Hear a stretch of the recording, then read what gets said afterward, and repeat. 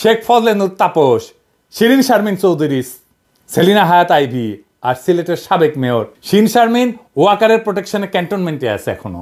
Time মতো ওয়াকার বের করবে, মানে ইন্ডিয়া যখন বলবে আর কি ওয়াকারকে। ও তো আবার ইন্ডিয়ার কথা ছাড়া সরে না, হাগামতাও করে না ও ইন্ডিয়ার কথা ছাড়া। শালা এমন একটা দেশ বানাইছে যার সেনাপ্রধান শত্রু দেশের আদেশ না শুনে কিছু করে না। Now, coming on to specifically what you asked for Bangladesh, as far as Bangladesh is concerned, it is too early to take any decision for us. I am very clear, the present military to military relationship is very strong, and we keep exchanging notes on regular basis to avoid any kind of a misgivings. Waker আবার চালাক আছে, বলে army ইনস্টিটিউটের ক্ষতি করা যাবে না, কারণ হাইসানি। হ্যাঁ, যখন প্লট নেওয়া, গাড়ি নেওয়া, কদম বুসি খাওয়ার হাসিনার হোকাচাটা, তখন জেনারেলরা। আর যখন বাম্বু খায় জেনারেলরা, তখন ইনস্টিটিউটের পিছে লুকায়, মানে সৈনিকদের পিছে লুকায়। 5ই আগস্টে পেট মোটা ওয়াকার সৈনিকেরা তোমার সাথে ছিল, জুনিয়র অফিসাররা তোমার সাথে ছিল। জুলাই আগস্টে তো তুমি ছিল হাসিনাকে ক্ষমতা রাখার মিশনে, হাসিনার হোকাচাটার মিশনে ছিল। 5ই আগস্ট সৈনিক আর জুনিয়র অফিসারদের বন্দুকের নল ঘুরে গেছিল জালেমের দিকে। কোনো কমান্ড শুনে নাই সৈনিকেরা, নিজের বিবেকের কমান্ড শুনিছে ওরা। জেনারেলদের কেনা যায়, সৈনিকদের কেনা যায় না, কারণ ওরাই সেই সংখ্যাগরিষ্ঠ জনগণের সন্তান যারা দেশকে ধারণ করে।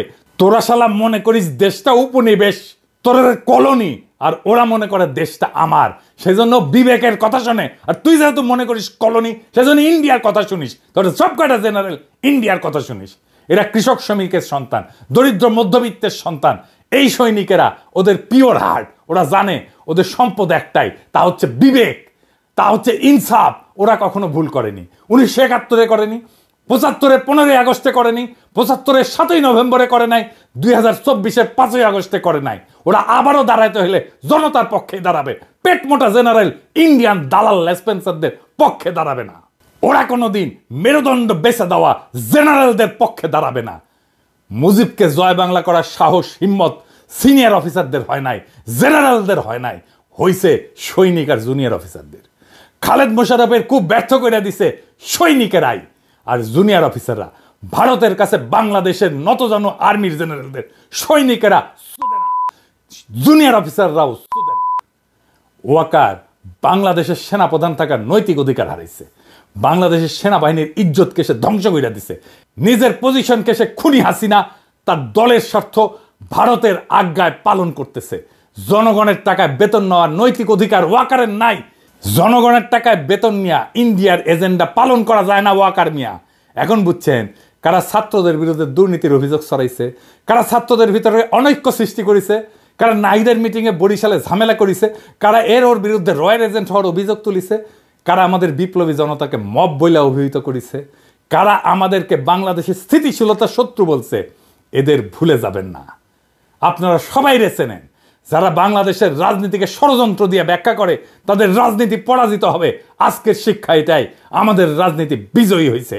আজকের করণীয় কি এখন তাইলে? প্রথম করণীয়, ওয়াকারকে পদত্যাগ করতে হবে। সেনাবাহিনীর ভারতপ্রেমী জেনারেলদের উৎখাত করতে হবে। সেনাবাহিনীতে একটা সংস্কার কমিশন বসাইতে হবে। গুম খুনের কুশীলব সকল অফিসারদের পুলিশের হাতে সোপর্দ করতে হবে। জুলাই বিপ্লবে যে অফিসাররা নিজেরা গুলি চালাইছে, গুলির অর্ডার দিছে, তাদের পুলিশে সোপর্দ করতে হবে। কর্নেল রেদওয়ান কেমনে চাকরি করে ওয়াকারের বাচ্চা? আমাদের ছেলেদের উপর নিজের হাতে গুলি করে রেদওয়ান কেমনে আমাদের টাকায় বেতন নেয় সেনাবাহিনীতে থেকে? এখনো বেতনের টাকা কি মিয়া তোমার বাপের জমিদারি থেকে দাও ওয়াকার? ইনস্টিটিউটের সম্মান নষ্ট করা যাবে না, তাই না? মিয়া বেকুবের বাচ্চা, তুমি মিয়া সম্মান নষ্ট করলা কার? ইনস্টিটিউটের সম্মান নষ্ট করছে কে? আর্মির সম্মান নষ্ট করছে কে? কইছিলাম না হারকুলিস হবা না, বুকের মধ্যে স্টেন্ট লাগাই রাখছো, হার্টের রুগী, ওই হাডুন তোমার নাই। তোমারে কইছিলাম আঙ্গুল তুলবা না, ওই আঙ্গুল আমরা চিনি। সকল আওয়ামী লীগারদের সরকারি চাকরি থেকে বরখাস্ত করতে হবে। সকল আওয়ামী লীগের ব্যবসায়ীদের ব্যবসা জব্দ করতে হবে। অনলাইনে অফলাইনে যারা লিগেল লেসপেন্সারি করতেছে তাদের নিষ্ক্রিয় করতে হবে। কিভাবে করবেন আমরা জানি না। আওয়ামী লীগের সকল পদধারী নেতার অ্যাকাউন্ট জব্দ করে তাদের সকল টাকা রাষ্ট্রীয় কোষাগারে জমা করতে হবে। নয়তো আমরা একদিন করে এক এক এলাকা ঘেরাও করব, জনতার ব্লক রেট দেব, আর একটা একটা করে আওয়ামী লীগের ধরে ধরে ঝুলায় দেব, টাঙ্গায় দেব। একটা জায়গায় করবেন এই অপারেশন, ঠান্ডা হয়ে যাবে সারা দেশ। বাংলাদেশে আওয়ামী লীগ বা ভারতীয় আধিপত্যবাদ ফিরবে না, ফিরতে দেওয়া হবে না। যতই তার পিছনে ইন্ডিয়া থাকুক, ইন্ডিয়ার লেসপেন্সার ওয়াকার থাকুক, জেনারেলরা থাকুক, সিভিল মিলিটারি ব্যুরোক্রেসি থাকুক, প্রথম আলো থাকুক, ডেইলি স্টার থাকুক, বামেরা থাকুক, আর বিএনপি থাকুক, এমনকি প্রফেসর ইউনূস থাকুক, আওয়ামী লীগকে রাজনীতি করতে দেওয়া হবে না, আওয়ামী লীগকে নির্বাচন করতে দেওয়া হবে না। বাংলাদেশের দরকার হইলে আর একটা জুলাই হবে, দরকার হইলে আবারও রক্ত দেব, আবার লড়াই হবে, দরকার হইলে নতুন বিপ্লবী সরকার আবার গঠিত হবে। এই চূড়ান্ত লড়াইয়ের আহ্বান জানায় গেলাম। সিপাহী জনতার দরকার হইলে আবার মাঠে নামবে 7ই নভেম্বরের মতো, 15ই আগস্টের মতো, 5ই আগস্টের মতো। 5ই আগস্টের ভুল আমরা আর করব না, জান দেব কিন্তু জুলাইয়ের অর্জন দেব না। উনি ছাত্র জনতার রক্তাক্ত বিপ্লবের মধ্যে দিয়ে ক্ষমতা এসেছে। উনি জনতার রক্তে, কান্নায়, ত্যাগে, ভালোবাসায় অভিষিক্ত। উনি আমাদের সুপ্রিম কমান্ডার, উনি আমাদের রাষ্ট্রের অবিসংবাদিত নেতা। তো এই রয়টার্সের প্রতিবেদনে বিএনপি কইছে নির্বাচন ডিসেম্বরে পরে গেলে অস্থিরতা তৈরি হইতে পারে। হ্যাঁ, সতর্ক করিছে নাকি? বিএনপির লোকেরা একটা কাটপিস করে আমার ভিডিও বানাইছে আমার বক্তব্য নিয়ে, যে আমি কইছি বিএনপি একটা গণতান্ত্রিক রাজনীতি করা দল, নির্বাচন তো চাইবেই। কথা সত্য, আমি এটা বলছি, কথাটা আমি এখনো বলি। বিএনপির নির্বাচন চাওয়াতে তো কোনো সমস্যা নাই, আমার কারোই নাই। আমার সাথে শয়তানি করিবেন না, ইনকে কইরা শয়তানি করলে কিন্তু শয়তানি আন্দায় দিব পিছন দিয়া। আমি এখনো সেটা বলি যে নির্বাচন চাওয়ার অধিকার আছে বিএনপির। নির্বাচন চাওয়ার জন্য আপনার কোনো সমালোচনা করি নাই, সমালোচনা করিচ্ছি আপনারা সংস্কার চাইতেছেন না, এমনকি বলতেছেন এই সরকার সংস্কার করলে সেটা ছুঁড়ে ফেলায় দেবেন। আপনাদের চাওয়া শুধু নির্বাচন, নির্বাচন, নির্বাচন। বুঝাই বলি, বিএনপির সাথে কেন আমাদের বিরোধ নির্বাচন নিয়ে? ক্ষমতা খুব আকর্ষণীয় জিনিস, একদম সেক্সের মতো, বুঝছাও। কিন্তু ক্ষমতার সেক্সের মধ্যে মিল কি জানেন? মনের একটা দেওয়ানার বিষয় থাকে। দুই ব্যাপারেই দুইজনের মনের মিল হইতে হয়, তাইলে শারীরিক সম্পর্কটা মধুময় হয়। এই সম্পর্কের মধ্যে কমিটমেন্টটা গড়ে ওঠে মন দেয়া নেয়ার মধ্যে দিয়া, যারে আমরা প্রেম বলি। শুধু শারীরিক সম্পর্কটা হইতেছে নির্বাচন আর ক্ষমতা, আর রাষ্ট্রের সংস্কার হইতেছে সেই প্রেমের মতো দেয়া নেয়ার সম্পর্ক, যেটা আপনার পূরণ করতে হবে। কারণ রাষ্ট্রের সংস্কার এই জুলাই বিপ্লবের একটা অন্যতম প্রধান লক্ষ্য ছিল। নির্বাচন তো কোনো দফাই ছিল না, নির্বাচন ছিল 9 দফায়, নির্বাচন ছিল না। ওই 9 দফায় ছাত্র সংসদ নির্বাচন ছিল, ওইটা তো আপনি আবার করতে চান না, কারণ আপনার ছাত্রদল হাঁটবে। আপনি সেই শয়তান ডাকাত যারে অসহায় নায়িকা বলে, শয়তান তুই আমার দেহ পাবি মন পাবি না, আর আপনি কইয়া হাসি দিয়া কইতেছেন। আমি তো ওইটাই চাই। আপনাদের ভাষাও তাই ডাকাতের মতো, বাপ বাপ কইরা নাকি নির্বাচন দেবে প্রফেসর ইউনূস। আপনি চান হাসিনার রাষ্ট্র ঠিক একই রকম থাকুক, কারণ এইটাই ইন্ডিয়ার প্ল্যান। ইন্ডিয়ার রাজনীতি মানুষ বুঝে, বোকা না মানুষ। মানুষ এত বেকুব না। রাস্তায় নামার ভয় দেখান, হ্যাঁ, নির্বাচন চান রাস্তায় নামে দেখেন, আপনার কর্মীরা নামে কিনা দেখেন, কত দ্রুত মাঠের মত পাল্টে গেল। দেখেন, টের পাইছেন? সারা দেশের মানুষ চাইতেছে প্রফেসর ইউনূস আরো বেশি সময় থাকেন যেন। প্রফেসর ইউনূস যদি এখন বলে আমি চললাম, মানুষ রাস্তায় গড়াগড়ি দিয়ে কান্নাকাটি করে ওনার পথ আটকাইবে। প্রফেসর ইউনূসের বিরুদ্ধে আন্দোলনে নামলে পাবলিকের মাইর এটা মাটিত পড়বে না। ওইটা বাকশালীর বাচ্চা ফজলুরে জানাই দিয়েন। এটা তো এপ্রিল, মে, জুন, জুলাইয়ের শেষে দেখেন আপনার দলের পিছে কেউ নাই, আপনারা একা হইয়া পড়ছেন। আপনার দলের নেতা কর্মীরা এই ইন্ডিয়ান ডিসপেন্সারির দায় নিতে চাইবে না, চাওয়ার কথাও না। আপনাদের দলের অনেক স্পিরিটেড কর্মী দল ছাড়ছে, আপনাদের খোঁজ খবরই নাই। আমার কাছে আছে, আরও ছাড়বে সামনে। আমি যে ফর্মুলা দিছি ট্রানজিশনাল গভর্নমেন্টের, একমাত্র সেইটাই আপনাদের দল আর রাজনীতিকে বাঁচাইতে পারে। দেরি করলে আপনাদের লস, কারণ আপনাদের বার্গেন করার ক্ষমতা কমে যাবে। প্রফেসর ইউনূসের ক্ষমতা দীর্ঘায়িত হবে, এই জন্যে না যে উনি ক্ষমতায় থাকতে চান, বরং এই জন্যে জনগণ ওনাকে চায়। জিয়ার পরে উনি দ্বিতীয় জনপ্রিয়তম রাষ্ট্রনেতা এখন পর্যন্ত, এটা মাথায় রাখেন। আমার প্রস্তাব মাইনে নিলে আপনাদের লাভ। যদি বলেন আমি এটা নেগোসিয়েশন করে দিতে পারি সব স্টেক হোল্ডারদের সাথে, নয়তো নিজেরা করেন। আর যদি এটা না করেন কি হবে আমি স্পষ্ট দেখতে পারতেছি। যেমন হাসিনা ভবিষ্যৎ দেখেছিলাম যে এরকম একটা গণভোট হবে জিয়ার মতো, বুঝছাও? এইটা সাহেব দেখেছেন, আজকার বেশি কইলাম না, আমি টায় কয়ে দিতে পারবো কি ঘটবে বা কি ঘটতে যাচ্ছে। এইবার আসেন বিএনপির আর একটা ভয় নিয়ে কথা বলি। মির্জা ফখরুলের সোশ্যাল মিডিয়া নিয়ে একটা ভাইরাল বক্তব্য দেখে আসি। এখন এখানে সবচেয়ে বড় প্রবলেম দাঁড়িয়ে গেছে আপনার সোশ্যাল মিডিয়া। আপনাদের তো তবু কিছুটা এথিক্স আছে, কিছুটা জবাবদিহিতা আছে, আপনাদের জবাবদিহি করতে হয়। সোশ্যাল মিডিয়াতে কোনো জবাবদিহিতা নাই, জঘন্য ভাষায় কথাবার্তা বলা হচ্ছে। আপনারা বলবেন এটাকে যেটা গ্রহণযোগ্য? আরেকজন আছেন বিখ্যাত মানুষ, না বলতে চাই না, যিনি সোশ্যাল মিডিয়া করে বিখ্যাত হয়ে গেছেন, তার মুখের ভাষা শুনলে তো আমার সন্দেহ হয় যে আমরা কোনো সভ্য দেশে বাস করছি কিনা। মির্জা ফখরুল বলতেছে হলুদ মিডিয়ার এথিক্স আছে, সোশ্যাল মিডিয়ার এথিক্স নাই। হলুদ মিডিয়ার এথিক্স আছে মির্জা ভাই, তা ঠিক। আমরা তো হাসিনার প্রেস কনফারেন্স দেখতাম, তাই না? এথিক্স তো দেখতাম ওইটি। যারা 111 ঘটালো মিডিয়া থেকে, এথিক্স তো দেখছি, তাই না? ওইটি যারা ফ্যাসিবাদের বয়ান উৎপাদন করলো, এথিক্স তো দেখছি ওদের, তাই না? মিডিয়ার এথিক্স তো দেখলাম। যারা 21শে আগস্ট গ্রেনেড হামলার সময় এটা বিএনপির কাজ বলেছিল, এথিক্স তো দেখলাম। তারেক রহমানকে ডেমোনাইজ করে শয়তান হিসেবে প্রতিষ্ঠিত করার জন্য দিনের পর দিন প্রচারণা চালাইছে, খুব এথিক্স না? হ্যাঁ, বিজেএফ এর পাঠানো টেক্সট ছেপে দিছে মিডিয়াগুলা, খুব এথিক্স না? স্বীকারও করিছে আবার মাহফুজা নাম। জঙ্গি নাটক সাজাইতো প্রথম আলো, ডেলি স্টার, খুব এথিক্স। পুরে বা আমার এথিক্স মারানি রে। কালবেলা সম্পাদক যায় আয়না ঘরে যায় আলেমদের টর্চার করার সময় ইন্টারোগেট করার টাইমে হাজির থাকতো, সেটা খুব এথিক্স না? আপনার এথিক্সের টিকি বান্দা তো চিন্ময় প্রভুপাদের সাথে মির্জা ভাই। মির্জা আব্বাসকে গালি দিছে শুয়োরের বাচ্চা বলিয়া, তাই খুব ঘোষা হয়েছেন। আপনি রাজনীতি করতে আসবেন, গালি খাইবেন না? তাহলে মাস্টারি করেছিলেন, ওটাই করেন। ওবামাক ফিলিপাইনের প্রেসিডেন্ট বেশ্যার ছেলে বলে গালি দিছিল। পৃথিবীর সবচেয়ে ক্ষমতাধর লোককে বেশ্যার ছেলে বলে গালি দিছে, ওবামাক সহ্য করতে হয়েছে। আপনারাও গালি খাবেন, সহ্য করতে হবে। না সহ্য করতে পারলে হিমালয়ে গিয়ে সন্ন্যাসী হয়ে থাকেন। চিন্ময়ের সাথে তো খাতির আছেই। সোশ্যাল মিডিয়া নিয়ে উনি খুব বিলা, কারণ উনি জানেন ওনার ক্ষমতায় গিয়া এই সোশ্যাল মিডিয়ার তোপ সহ্য করতে পারবেন না। সকাল সন্ধ্যা ঠাপ খাইবেন খালি সোশ্যাল মিডিয়ার। ওনারা সোশ্যাল মিডিয়ার পাওয়ার দেখেছেন, তাই সোশ্যাল মিডিয়ার মুখ বন্ধ করতে চাচ্ছেন।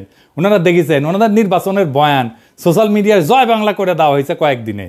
আবার কইছেন সোশ্যাল মিডিয়া কুতুব আবিষ্কার হয়েছে। শুনেন, সোশ্যাল মিডিয়াতে কিছু নতুন নতুন, আমি বলি কুতুব আবির্ভূত হয়েছে।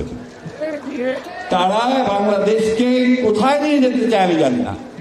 তাদের ভাষা, তাদের বাক্য, তাদের কথা, বক্তব্য সম্পূর্ণ বাংলাদেশকে একটা রাজনীতিকে নিয়ে যেতে চায়। তারা গণতন্ত্রের দিকে নিয়ে যেতে চায় না। কেন মির্জা ভাই কুতুব দেখে ডরাইছেন? আপনারা লড়াই করেছেন না কইছে? শোনান, আবার শোনান। এইটা সে ওরা নাকি লড়াই করেছে বাংলাদেশের স্বার্থ নিয়ে। কারণ এই বিএনপি একমাত্র দল যে প্রতিবার প্রতি বিপদে আপদে এই দেশে তারা রুখে দাঁড়িয়েছে, তারা এই সবসময় আপনার সে রক্ষা করেছে বিপক্ষে। বিএনপি সেই দল যারা বাংলাদেশকে সমস্ত তার সংকট থেকে উদ্ধার করেছে। গপ্প মারান, দেশকে উদ্ধার করেছেন, গপ্প মারান। ছাত্ররা রুখে না দাঁড়াইলে আমাদের আজকেও শুনতে হইতো ঈদের পরে তীব্র আন্দোলন গড়ে তুলব। হ্যাঁ, সারা দেশের মানুষ আপনাদের দিকে তাকাইছিল। 2018 সালের নির্বাচনে গেলেন, ন্যূনতম প্রতিরোধ গড়ে তুলতে পারলেন না আওয়ামী লীগের বিরুদ্ধে। পিটাইলো, মাঠ ছেড়ে পালাইলেন আপনারা। 2023-এর 28শে অক্টোবর প্রাণের ভয়ে রুখে দাঁড়াইতে পারেন না। আপনার দলের নেতা মির্জা আব্বাস বলতেছে, আবার এখন হারকিউলিস হয়ে গেছে মির্জা আব্বাস, প্রাণের ভয়ে দাঁড়াইতে পারে নাই। আপনার দলের কর্মীরা জান দিছে, গুম হয়েছে, জেলে গেছে, দেশ ছাড়া হয়েছে, আপনারা আরামেই ছিলেন। নেতারা কিচ্ছু করেন নাই, কিচ্ছু করেন নাই। 5ই মে হেফাজতকে ফেলাইয়া রেখে চলে গেছেন। ভুলি নাই এই বিশ্বাসঘাতকতা। আপনাদের কথা ছিল আপনারা খালেদা জিয়ার নেতৃত্বে অবস্থান নেবেন। ম্যাডাম খালেদা জিয়া খাবার দাবার কাপড় চোপড় নিয়ে প্রস্তুতি নিয়ে আসছিলেন, আপনারা ম্যাডামকে ফেরত পাঠিয়ে দিচ্ছেন। ওই 5ই মে হাসিনার পতন হয়, যদি আপনারা ওনাদের না ফেলায় চলে যেতেন। কোনোদিন সরি বলেন নাই। মানুষজনকে গণহত্যার মুখে ফেলায় চলে গেছেন, আজ আসছেন কুতুব বলতে। আপনার দলের কর্মীদের আমরা উদ্বুদ্ধ করে রাখছি, দিনের পর দিন বয়ান তৈরি করছি একের পর এক। আপনারা একটা বয়ানও তৈরি করতে পারেন নাই। রাজনৈতিক বুদ্ধিবৃত্তিক সাংস্কৃতিক ফাইট চালাই গেছি দিনের পর দিন, খায়া না খায়া। আপনাদের বক্তৃতায় আমাদের নাম আসছে প্রকাশ্যে, আমার নাম নিয়ে আপনি বক্তৃতা করছেন মির্জা ভাই নিজে হাসিনার আমলে। এখন কুতুব বলেন আমাদেরকে। পরিবর্তন কখনো কারোর জন্য অপেক্ষা করে না, বুঝছাও? সময়ের স্রোতে সবকিছু বদলায়। আপনার মতো যাদের মেরুদণ্ড ভেঙে গেছে ইন্ডিয়ার সামনে দাঁড়ে, তারা সেটা মেনে নিতে পারে না। সমাজ যখন অন্যায়ের বিরুদ্ধে কথা বলা শিখে যায়, তখন পুরানো প্রতিষ্ঠানের ভিত্তি ক্যাপে ওঠে। আপনারও ভিত্তি ক্যাপে উঠছে। সত্যের মুখোমুখি হইতে সাহস লাগে মির্জা ভাই, আর সেই সাহসের অভাবেই মুখ খারাপের অভিযোগ তোলেন আপনারা। যারা বছরের পর বছর জনগণকে শুয়ারের মতো শাসন করে গেছেন আপনারা, তাদের শুয়ারের বাচ্চা বলারা খুবই সত্যি কথা, খুবই ন্যায্য কথা। পরিবর্তন যখন দরজায় করা নাড়ে, তখন যারা বছরের পর বছর সুবিধার গতি আগ্রাইছিল, তাদের আরাম আয়েশের পৃথিবী কাঁপা ওঠে। তাদের সেই আরামের কুহক ভেঙে যাওয়ার কষ্ট এখন স্পষ্ট হয়েছে। আপনারা অভ্যস্ত ছিলেন মানুষকে মুখ বুঝে সহ্য করতে দেখতে। আপনাদের অন্যায় আর ভণ্ডামের বিরুদ্ধে কেউ কথা বলবে না, মুখ খারাপ করবে না। কিন্তু দুনিয়া বদলায় গেছে। আজকের এই সোশ্যাল মিডিয়ার যুগে প্রত্যেকটা কণ্ঠ স্বাধীন, প্রত্যেকটা প্রতিবাদ জোরালো। এখন আর মানুষ আরামপ্রিয় ভণ্ডদের প্রশংসায় ফুল ছিটায় না, বরং তাদের আসল চেহারা দেখায় দেয়। আপনাদের মিথ্যার দেওয়াল ভেঙে পড়ছে। আরামদায়ক জীবনের স্বপ্নগুলা দুঃস্বপ্নে পরিণত হয়েছে, যাদের সবসময় সম্মানের মুখোশে ঢাকা ছিল মুখ, আজকে তাদেরই মুখোশ খুইলা গেছে একেবারে। সোশ্যাল মিডিয়া সেই আয়না যেখানে জনগণের ক্ষোভ প্রতিফলিত হয়, আর সেই আয়নায় নিজেদের কদর্য চেহারা দেখা আপনারা উন্মাদ হয়ে উঠছেন। আপনারা যে কমফোর্ট জোন বানাইছিলেন সেটা ভেঙে যাওয়ার তীব্র যন্ত্রণায় আপনাদের ঘুম চলে গেছে। মুখ খারাপের দোহাই দিয়া সেই বাস্তবতাকে মুছে ফেলা যায় না মির্জা ভাই। নিজেদের তৈরি আরামের দুনিয়া ধৈসা পড়ছে, কারণ সাধারণ মানুষ আর ভণ্ডামি মেনে নিতে রাজি না। সমাজের মুখ বন্ধ করার দিন শেষ। এখন শুয়োরদের আয়নায় নিজেদের মুখ দেখতে কষ্ট হয় আপনাদের, তাই চিৎকার করে বলেন মুখ খারাপ, মুখ খারাপ। ভুয়া রাজনৈতিক কথাবার্তায় পরিবর্তন আসে না, 70 দশকের মঞ্চ কাঁপানো কথায় পরিবর্তন আসে না। এখন সময় কাজ কইরা দেখানোর, সমাধান দিয়া দেখানোর সময়। আপনাদের সময় আসছে এই পরিবর্তন মাইনা নেওয়ার। ক্ষমতা, দম্ভ আর ভণ্ডামি দিয়ে আর কতদিন টিকবেন? পরিবর্তনের হাওয়া চলমান, রুখে দাঁড়ানোর সাহস যাদের আছে, যাদের কণ্ঠ চিরকাল উচ্চারিত হবে। এই চিৎকার, এই আর্তনাদ, এইটাই সেই ভেঙে যাওয়া দুনিয়ার প্রতিধ্বনি। আর এই প্রতিধ্বনি বলে দিচ্ছে যে পরিবর্তন অবশ্যম্ভাবী। আপনাদের দম্ভের গম্বুজগুলো একে একে ভেঙে পড়বে, আর সেইখান থেকে বেড়ে আসবে এক নতুন বাংলাদেশ, যেখানে সত্য বলার সাহস কেউ কোনোদিন হারাবে না। আপনাদের সামনে সত্য উচ্চারিত হবে মুখ খারাপ দিয়াই। ইনকিলাব জিন্দাবাদ।